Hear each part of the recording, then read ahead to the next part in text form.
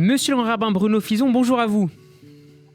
Bonjour. Et merci de nous rejoindre dans ce grand journal. Vous êtes grand rabbin de Metz et de la Moselle, conseiller du grand rabbin de France et du président du consistoire central pour les questions d'abattage. Et cet après-midi, nous sommes, rappelons-le, dans la période des 3 semaines qui séparent le jeûne du 17 Tammuz de celui du 9 Av. L'occasion pour vous, monsieur le grand rabbin, de revenir sur la destruction du premier temple.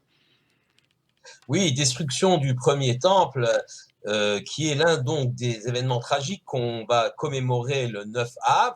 9 Av, c'est la destruction du premier temple et aussi du deuxième temple. Alors concentrons-nous d'abord sur le premier temple. Tout commence avec la fin du royaume du roi Salomon en moins 930, le schisme, 10 tribus au nord, 2 tribus plus la tribu de Lévi au sud. Le royaume d'Israël disparaît, ce sont les 10 tribus perdues en moins 722, et il reste un petit royaume au sud, le royaume de Juda, dont nous sommes tous finalement les Oui. descendants, nous les Yéhoudim, les Juifs, donc les Judéens, puisque la tribu de Juda était majoritaire. Alors, elle est autour de Jérusalem, et elle résiste entre deux empires qui se partagent le Moyen-Orient, l'Égypte d'un côté et la Babylonie, l'empire montant de l'autre côté.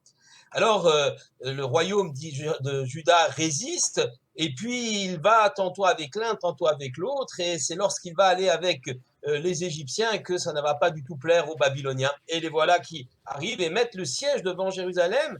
Nous sommes en moins 597. Le premier siège, qui ne va pas aboutir à la destruction du temple de Jérusalem, mais à la prise de la ville, à la mort du roi Joachim, Oui. à l'exil de son fils, le roi Joachim, qui sera amené prisonnier, et à la mise en place d'un roi fantoche, si on peut dire, Sédécias, Titkiaou, qui est l'oncle du roi emmené en exil et qui est chargé d'appliquer la politique donc Qu'est-ce babylonienne qui va comme une sorte de conduire gouverneur super. Qu'est-ce qui va conduire, monsieur le rabbin Alors, Fison, à la destruction du temple, finalement, après le deuxième siège? eh bien, justement, ça va être la politique de Sédécias d'un côté, qui va de nouveau s'allier avec l'Égypte, et puis la zizanie au sein du peuple juif, la violence qui se développe au sein de ce royaume de Juda.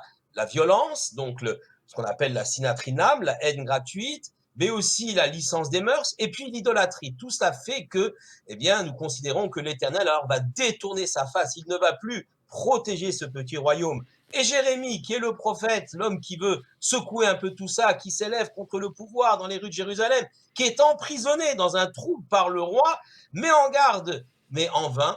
Les Babyloniens reviennent, nous sommes en moins 586, ils entrent dans Jérusalem le 9 Tammuz. Alors 9 Tammuz, c'était un jeûne qui a été supprimé dès lors parce que les rabbins ont considéré qu'on ne pouvait pas jeûner tout le mois de Tammuz et le mois de Av. 3 jeûnes de suite, ça fait beaucoup trop. Donc on a supprimé le 9 Tammuz et on a gardé le 17 Tammuz qui lui est relatif au temple de Jérusalem, au deuxième temple de Jérusalem. Et le 9 Av, les Babyloniens s'emparent du temple de Jérusalem, le dernier bastion, et ils y mettent le feu.